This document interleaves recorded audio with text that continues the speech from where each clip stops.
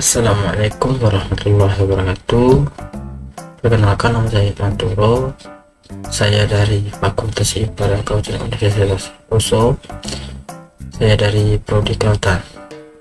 Di sini saya akan menyampaikan tentang keanekaragaman zooplankton di laut.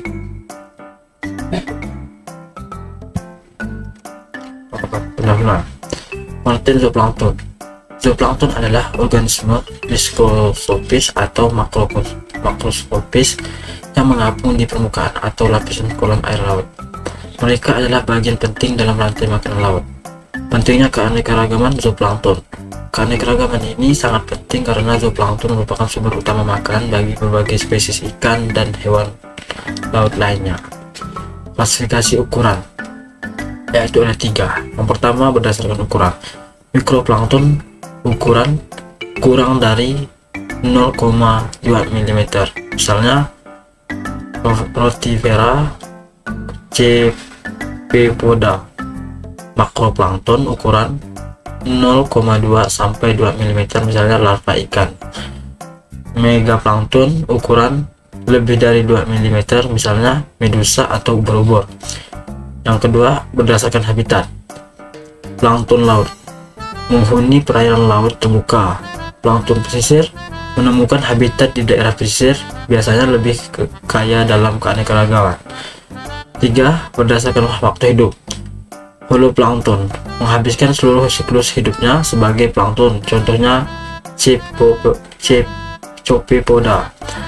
Meroplankton hanya sebagai plankton pada fase larva atau tahap awal kehidupan, contohnya larva ikan. Jenis-jenis zooplankton. Cephepoda merupakan kelompok zooplankton yang paling dominan. Mereka berperan penting dalam proses transfer energi dari fitoplankton ke organisme yang lebih besar. Yang kedua itu krill atau Unphausiaceae. Krill merupakan zooplankton besar yang sangat penting dalam ekosistem laut, terutama di laut kutub. Medusa atau ubur-ubur. Medusa adalah bentuk dewasa dari beberapa spesies cnidarian dan dapat menjadi predator zooplankton. Yang keempat ada Rotivera. Hewan mikroskopis ini banyak ditemukan di perairan pesisir dan berperan sebagai pemakan fitoplankton. Kelima ada larva ikan dan moluska, merupakan bagian dari meroplankton yang mengapung di permukaan laut pada tahap awal kehidupan. Selanjutnya, peran ekologi zooplankton, yaitu ada 3. Yang pertama, rantai makanan laut. Zooplankton adalah makanan utama bagi berbagai spesies ikan kecil, larva ikan, dan hewan laut lainnya. Mereka juga mempengaruhi keberlanjutan populasi spesies yang lebih tinggi dalam ekosistem. Yang kedua itu pengendalian polusi fitoplankton. Dengan memakan fitoplankton, zooplankton membantu mengatur tingkat produktivitas primer di laut. Yang ketiga itu siklus biogeokimia. Zooplankton berperan dalam siklus karbon laut dengan mengangkut karbon dari lapisan permukaan laut ke dalam mekanisme pompa biologis.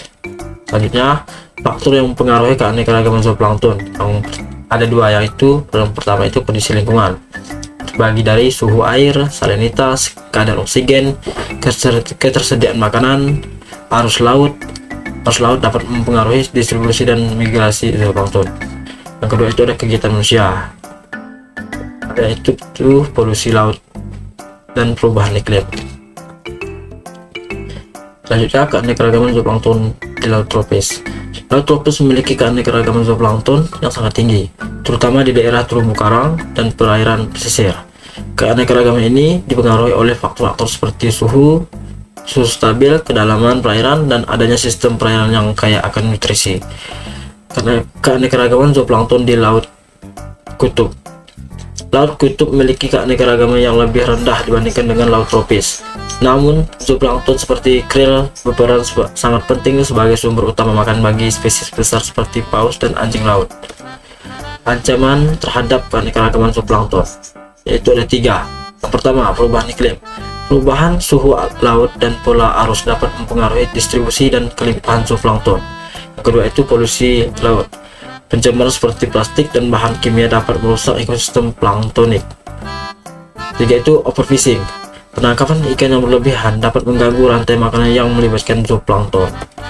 Kesimpulannya yaitu ada tiga. Yang pertama itu keanekaragaman zooplankton sangat penting untuk kesehatan ekosistem laut. Yang kedua, zooplankton berperan dalam rantai makanan dan siklus biogeokimia. Yang ketiga itu perlindungan terhadap habitat laut dan pengelolaan sumber daya laut yang berkelanjutan sangat penting untuk menjaga keanekaragaman ini. Sekian presentasi yang dapat saya sampaikan. Kurang lebihnya saya mohon maaf. Assalamualaikum warahmatullahi wabarakatuh.